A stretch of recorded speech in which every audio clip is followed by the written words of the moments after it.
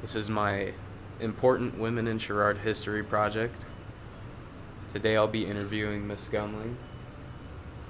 When were you born? I was born on April 19th in an undisclosed year. It makes me Aries, if you were wondering. Where did you grow up?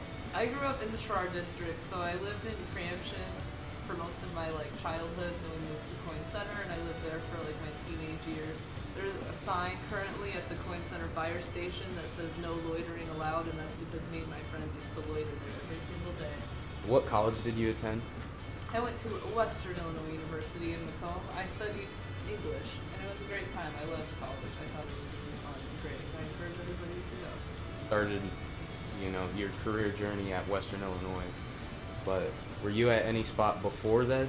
So my career journey is a little goofy. So I got my English degree at Western, and then when I finished that, I was a freelance writer for a little bit. So I was writing news articles for an online publication called CBR.com, Comic Book Resources. So it was all nerd stuff, like talking about this Marvel movie coming out or that Star Wars TV show or whatever, writing stuff about that. And I got really bored of that really quickly because it would be like, this actor said this one thing in an interview, now you have to build a whole article around it.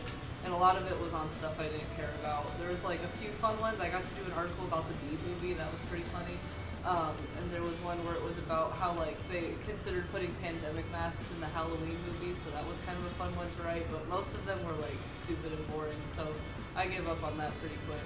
And then I worked at a grocery store, which wasn't the most exciting, but it got me through a few months.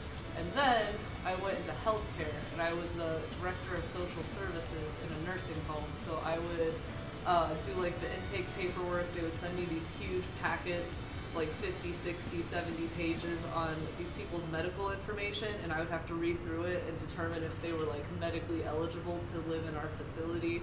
And I would have to help the families with the contracts.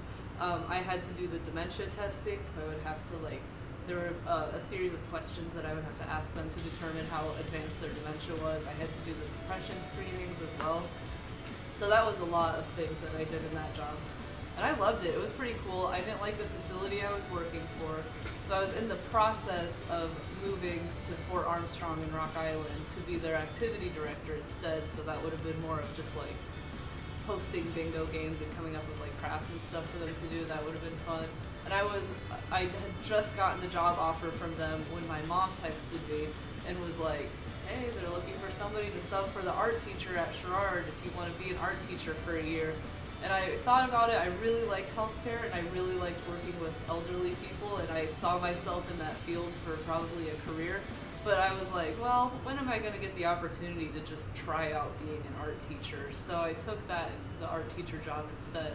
And then they asked me to stay, and now here I am. What is your favorite color, and why would that be your favorite? I love green. It's a nice color. It's nice to look at. It's calming. It's forests and stuff. Love a nice green. Have any advice to seniors? I would say that my advice is you absolutely do not have to have it all figured out right now. You do not have to know what the rest of your life is going to look like. You don't have to know what your career is going to be. You don't even have to know what you want to study in college, or if you want to go to college. You don't have to have it all sorted. You're only 18 years old. Your brain's not even developed all the way.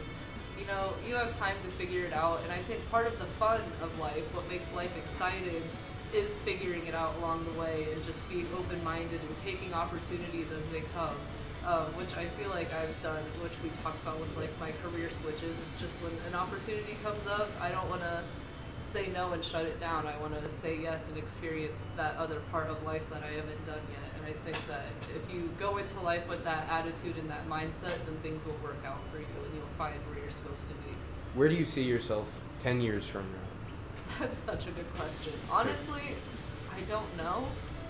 Maybe I'll still be teaching, or maybe something else will come up and I'll have to go with the wind once again off in another direction. I don't really know where I'll be in 10 years, but I'm excited to find out.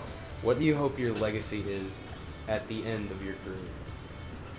Oh, that's really hard. Well, I guess if I keep teaching, which I certainly plan on it for at least a few years here, I hope that my students learn something from me. I hope that if nothing else, art class is at least a nice positive experience for them in the sea of horrors that is high school. You know, I hope that when students come to art class, it's like, oh yes, I get to like go to art class and like take a breather and be creative for a while and do something fun and like just not be like stressed and horrified about everything going on for a while. So I hope that this can kind of be that beacon of happiness and positivity within all of the stress that comes along with the high school experience. What do you wish you would have known when you were a senior in high school? My first thought is I wish I knew I was gay. And my second thought is I wish I could tell myself back then, like, you'll figure it out. Like, don't stress about it. Just go through life, figure it out along the way. Don't borrow stress from the future. So don't think about like, well, what if this happens and what if that happens, and that's going to be stressful when I get to this point in my life. Just live in the moment that you're in and make that work for you, and the rest will fall into place. Thank you. You're welcome. Good